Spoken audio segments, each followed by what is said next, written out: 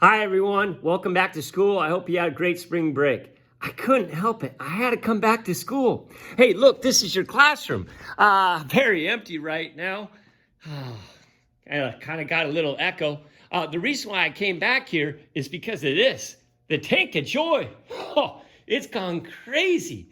All the seaweed has gone crazy. Our limpet is still there. Our limpet is cleaning off all this glass. Look, there's a pregnant crab right there. And then over here, here's another pregnant crab. I don't know what's been going on in that tank of joy, but it's been very joyful. But the other reason why I came here today is we got a fish of the day. Our fish of the day, tuna. Oh, I would ask you, do you like to eat the tuna? Some people really like to eat the tuna. Today we're going to talk about why tuna tastes so good. Tuna, what kind of fish am I talking about? I'm talking about the bluefin tuna, the yellowfin tuna, the albacore tuna. Today, that's what we're going to learn about. First of all, how are tuna different from any other animal? Well, its body shape is different. Think about your tuna. It's got a skinny tail, and then it kind of goes like this, kind of like a football, and then its mouth is right here. It's got a big old eye. It has this tail like this. It's a special tail. A tail is called the crescent tail. Crescent. If a fish has a crescent tail is the fastest tail out there. So these tuna, they can haul. But back to that body shape. That body shape is so unique. No other fish has that body shape. And because it has such a unique shape, scientists have given it a word. The word for this body shape is called a fusiform body shape.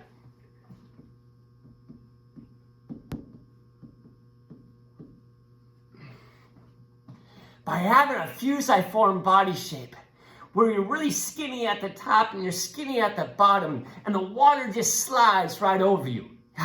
If it was in air, we'd call it aerodynamic, but because it's in the water, we got to give a word for it if it's in the water. A hydrodynamic. Because it has a crescent tail, which is the fastest tail, it has the fusiform body shape that makes it very hydrodynamic. These tuna, they can haul. I'll give you some facts about that here in a minute. As it goes through the water, it even has these slits in its body, where what it can do with its top fins is when it's moving around really fast, it tucks its fins in like Michael Phelps, and now it's even more fusiform body shape. We're talking about tuna today. Tuna, they got a crescent tail, they have a fusiform body shape. What else about tuna? Oviparous. Oh, you're remembering? We're using our noggin. You had spring break, but you reviewed your notes every single day. Good job. Oviparous means you lay eggs. So they have a fusiform body shape. They have a crescent tail. They're oviparous. What else is about them? Oh, they're missing something. They have no swim bladder.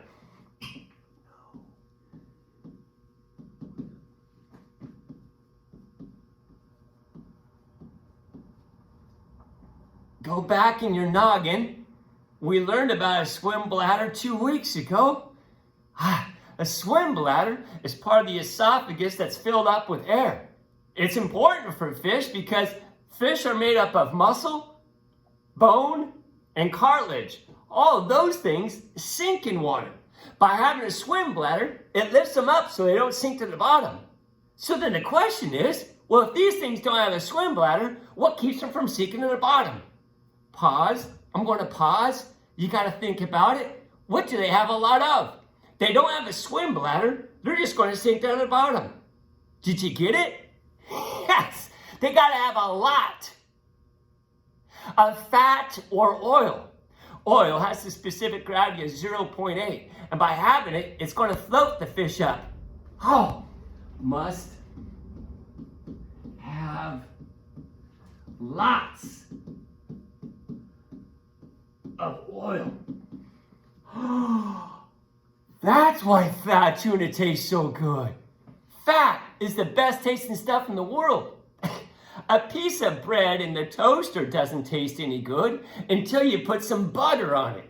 Butter is pure fat. Now all of a sudden that tastes so good.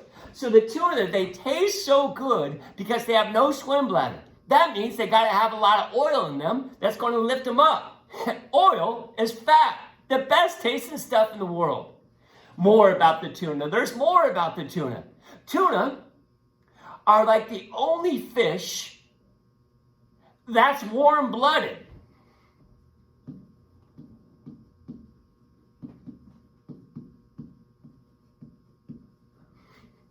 If you were in class, I'd ask you, have you ever taken the temperature of a tuna?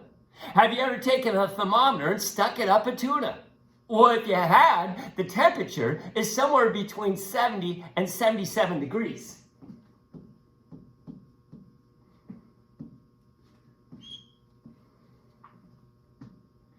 Warm-blooded means that your body temperature is always this temperature. There's some tuna that their body temperature is always 70 degrees, no matter what water it is in.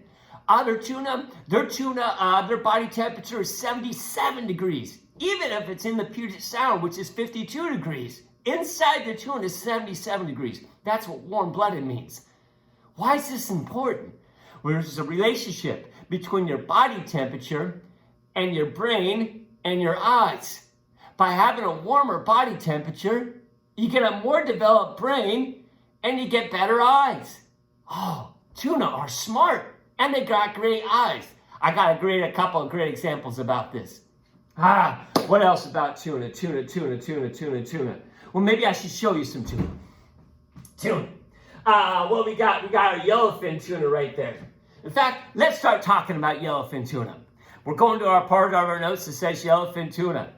What makes them different from other tuna? You're right, they got a yellow fin. Write it down. Yellowfin tuna have a yellow fin.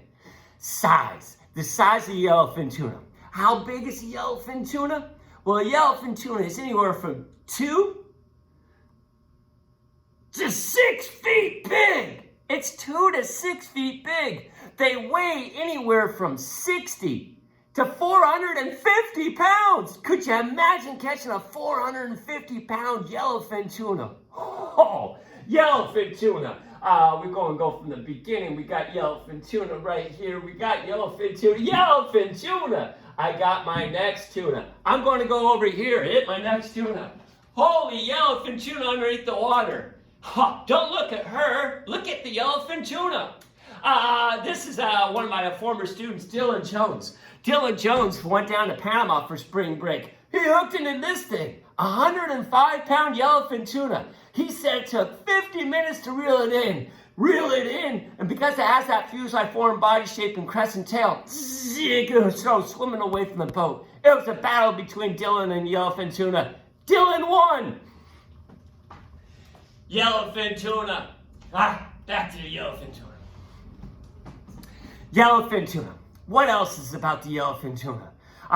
They're 2 to 6 feet long. They weigh anywhere from 60 to 450 pounds. Oh, yellowfin tuna. They're serial spawners. End the show. I'm ending the show. I moved it over here, and I got it right there. They are serial, like the killer, spawners.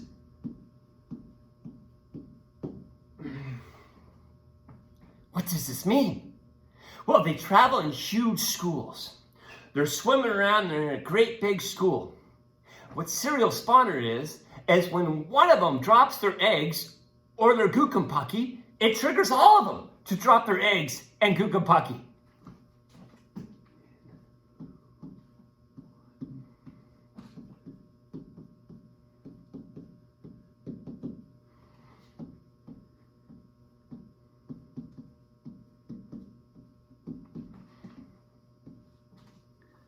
Why? Why is this good? Well, if they're in a school of like 5,000 yellowfin tuna, when one of them drops their eggs or gukumpucky, all of them are going to do it. So what this means is that there's a lot of eggs and gukumpucky out there, and then the gukumpucky can meet the eggs at a higher likelihood. Also, if there's any predator that's out there eating the eggs, the predator can't eat all the eggs at once. So then there's going to be a higher likelihood of them surviving. rather than having one lay their eggs one day and another one lay their eggs another day and another one 2 weeks later. Then the predators would eat all the eggs. So by being a serial spawner, it makes it more likely that the eggs get fertilized and then that the eggs survive. Now they're thinking about the yellowfin tuna eggs. They're like anchovy. They're like the anchovy. Go in your head. How are they like the anchovy? You're right. The anchovy's eggs have a drop of oil in them. And so do the yellowfin tuna. They have a drop of oil in them. Why is that good? You're right. The egg's going to float at the top. Why is that good? Well, if the eggs float at the top, it's warmer up there. And if it's warmer up there, the eggs are going to hatch faster.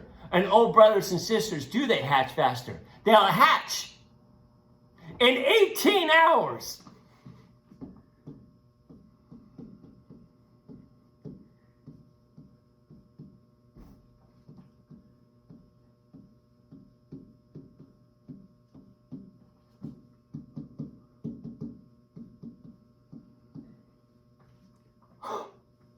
They're going to go up to the top. They're going to hatch in 18 hours. And again, because they're serial spawners, all of them are going to hatch in 18 hours.